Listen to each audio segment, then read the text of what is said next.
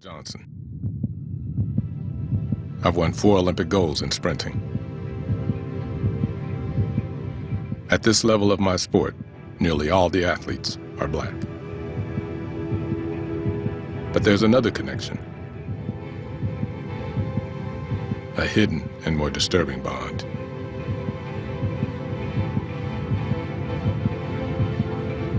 Almost every one of us is descended from slaves. Is that a coincidence? I'm lifting the lid on a heartbreaking story. Slaves had to lie in body fluids such as urine and fecal material, diarrheal fluid, and so on. With inhumanity at its core. There was no such crime as the rape of a slave woman. I come face to face with my own slave ancestors. Nuh-uh. She looks sort of proud right there. It's a controversial connection that could be exploited by racists. There is a worry that the cliche of the black man has more testosterone, is more aggressive. But if it's true, it's a story of how some of the most brutalized people on earth rose to become its super athletes.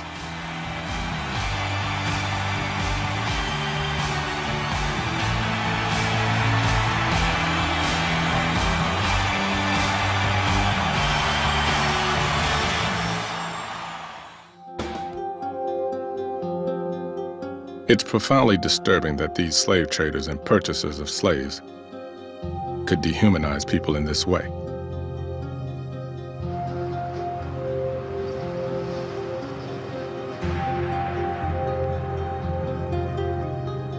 I have only been able to trace as far back as my great-great-grandfather, Powell Earls. But one of the leading African-American genealogists, Tony Burroughs, has been digging further. Oh, man, well, you know, I've been looking at you since the 1990s and 80s, you know. I used to run 220 back when I was in high school, you know. So. That would have been a while ago. Yeah. I got as far as Powell Earls. Right. But Tony has found his mother. She was called Frances Battle. The males. Now, here's Frances and her son Powell.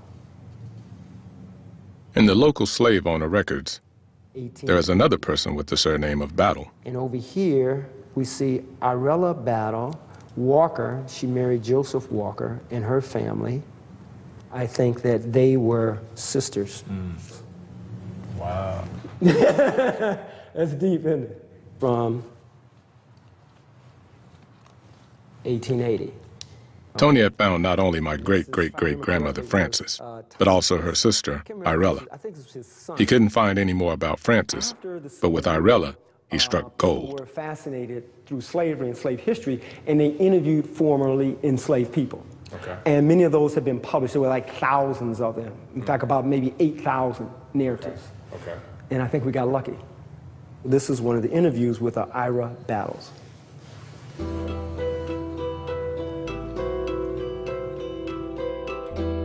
This was way beyond my expectations. My ancestor Irella had actually narrated the story of her life as a slave. She says here that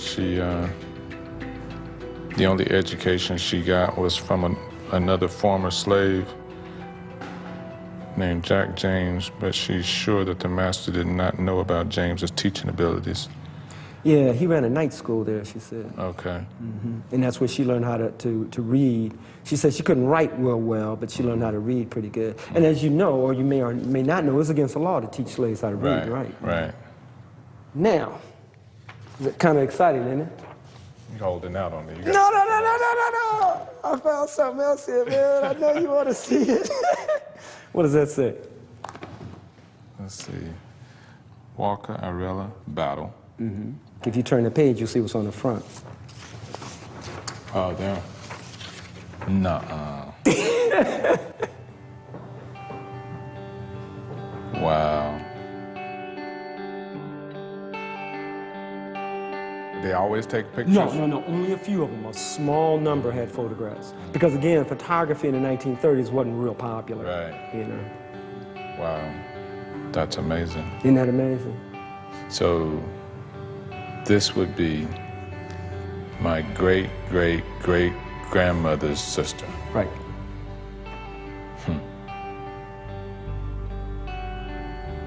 That's amazing. Yeah. Until today, these people, my family, had been hidden away in a dusty file. But now I'm looking into the face of my past. She looks like a woman that has probably seen some very difficult years. And, but she looks very, she looks sort of proud right there.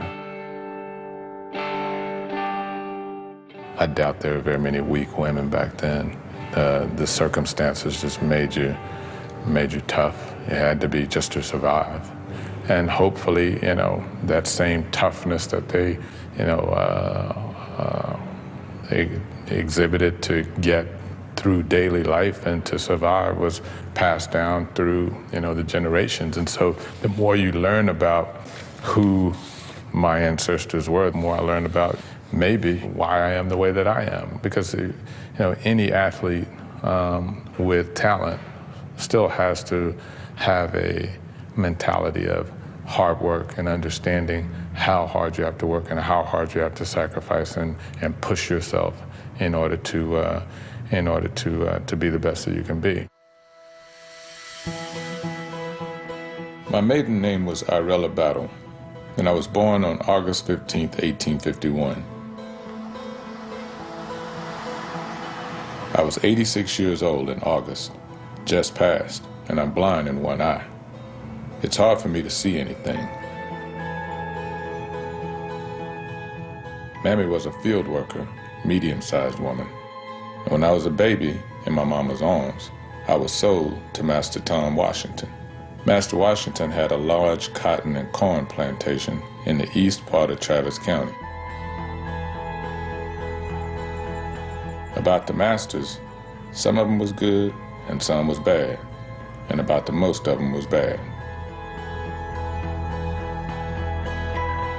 I was still pretty young when I first went to the fields.